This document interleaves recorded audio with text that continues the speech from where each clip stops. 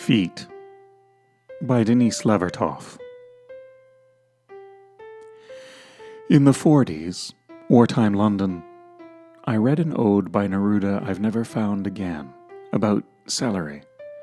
Celery the peasant, trudging stony Andean ridges to market on poor, frayed feet. I could search out the obras completas, I know. But even if I never find it again, those green, fibrous feet upholding the tall, stooped form with its flimsy coxcomb of yellowing leaves, plodded through me as if through the thin mountain air, maintaining their steady, painful, necessitous trudge, and left their prints in my dust.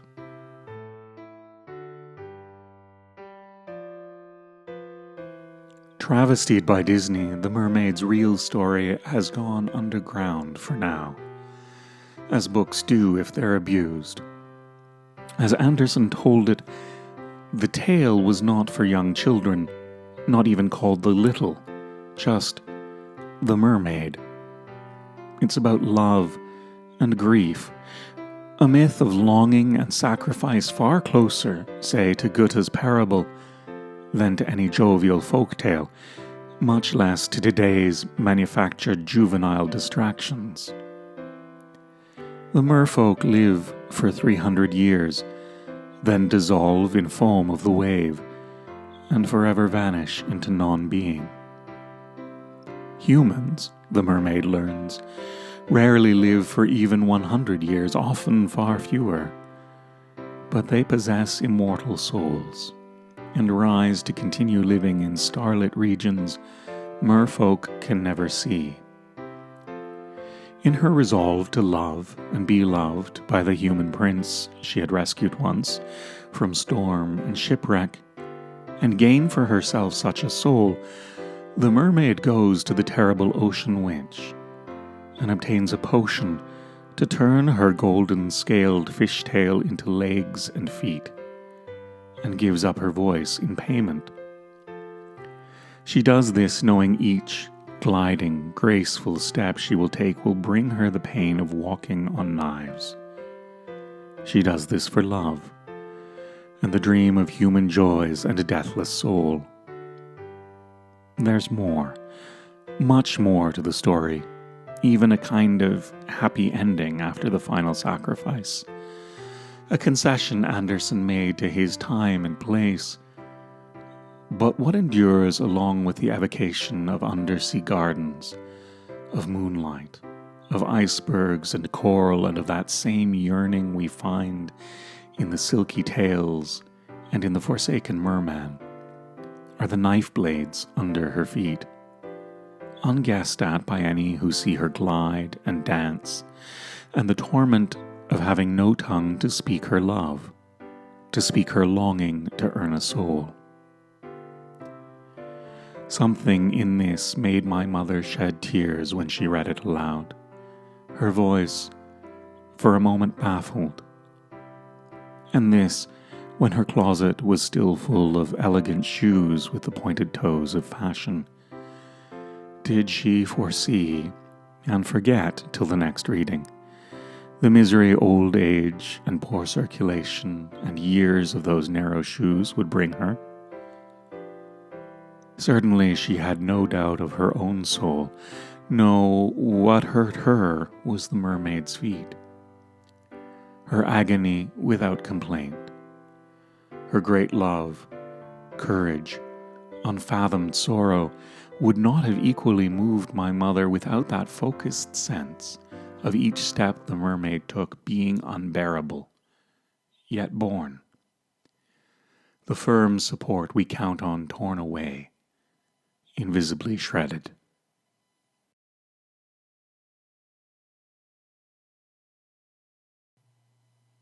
I watched a man whose feet were neatly wrapped in green plastic enter the restaurant that advertised a $2 special. Sloppy Joe's. And I saw him immediately come out again. It was cold and wet, and I was sheltering under the canvas awning till my bus was due. He stood there too, and I could sense that he was fuming. "What happened?" I ventured. He looked at me. Good eyes, I thought. "No shoes," he said. I know the rule no shoes, no service is supposed to be in the interests of hygiene, but I've never understood how. Whatever dirt and germs bare feet bring in, shoes bring too. Why anyone would want to walk barefoot on filthy sidewalks is another mystery, but that's a matter of personal choice. In this instance, the man was, in any case, not barefoot. Several layers of heavy-duty green garbage bag plastic hid his feet and were tied firmly at the ankles. The arrangement made me think of Russian serfs. Birch bark shoes. "I've got the money," he said, and showed me, in his hand, $2 and a few pennies for the tax. How unfair. He fumed. I fumed. The rain poured off the awning, a steady curtain. He looked quite young, under 40. Did I say he was black? He hadn't the look of a drunk or a druggie. Looked a bit young for a Vietnam vet. When I offered to go in and protest to the manager, he didn't like the idea, and I saw he would feel it a humiliation. I shouldn't have suggested that. "What happened to your shoes? Did they fall apart?" I asked shyly. "A guy stole them in the night." I acknowledged, silently, the naivete of my own shock at this robbery of one destitute man by another. He could get some second-hand shoes at Goodwill or the Salvation Army, he told me. But he was hungry, had wanted to eat before the long walk to the missions. I guessed he had spent the night under the freeway. This street where we stood, near the college, was mostly upscale, this luncheon special, at a place which referred to itself as an eatery, was the only thing of its kind. I thought with disgust of Sloppy Joe's, trying to imagine being hungry enough to want one. I offered him the price of a pair of the cheapest shoes you could buy. I'd noticed them in the window of an outlet store. He accepted with dignity. When I found myself wondering if, in fact, he would spend the money on shoes, I realized he might do better with good hand-me-downs than cheap new ones. By then, the rain let up, and we went our ways. If affluent whites took it into their heads to wrap their feet in plastic, a new fashion, how long would the eateries exclude them?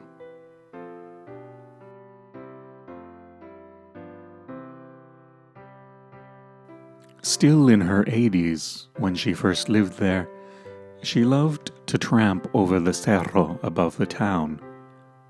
It reminded her of Wales and the freedom of long girlhood walks in all weathers.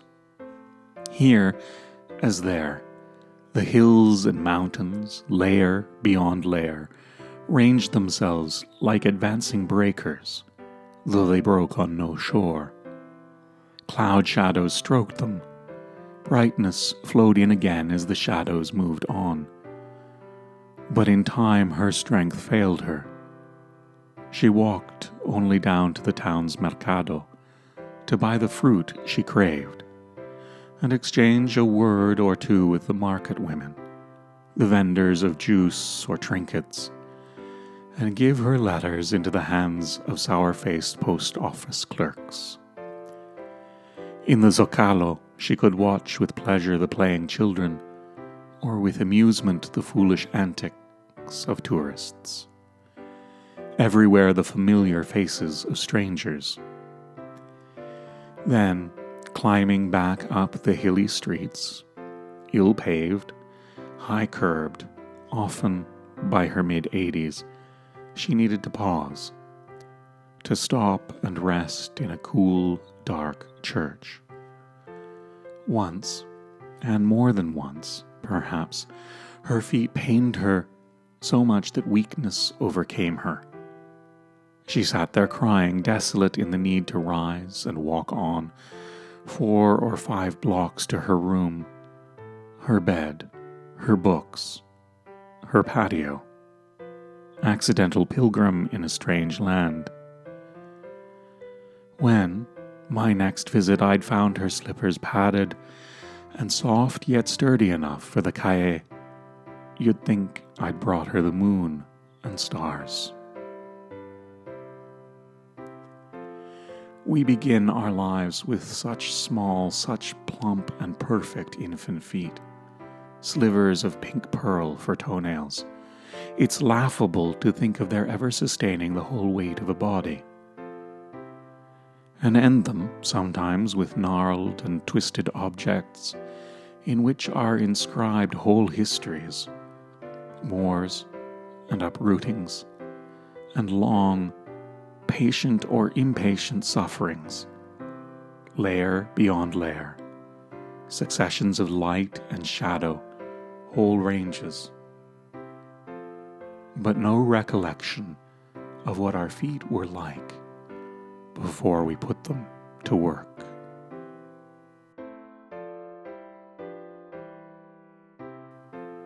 Certain phrases recur, not main motifs, but occasional mini cadenzas on flute, curling brief as foam above stir and onrush of waves.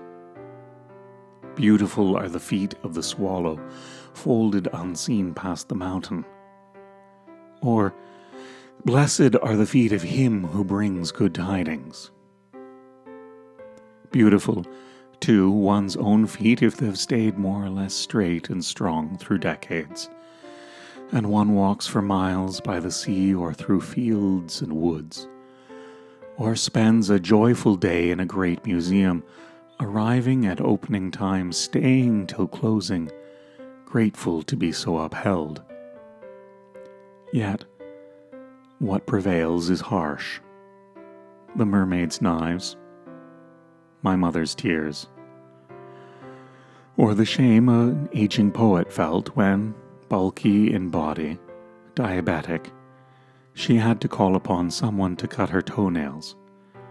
And not just anyone, someone small and deft, in whose country we were guests, a country our own was bombing, defoliating, attempting with all its mechanical power to obliterate. With exacting care, the Vietnamese nurse performed the procedure. A doctor checked to see all was as close to well as possible, and Muriel obediently stretched out her long, thin legs, submitting, grateful but deeply embarrassed. These ministrations were given by those accustomed to dress the wounds of footless or armless children, of peasants whose hands were gone. Her feet felt better. Her soul was mortified. And still, those brief cadenzas recur. Blessed are the feet of him who brings good tidings. Beautiful are the feet of the swallow, folded unseen, past the mountain.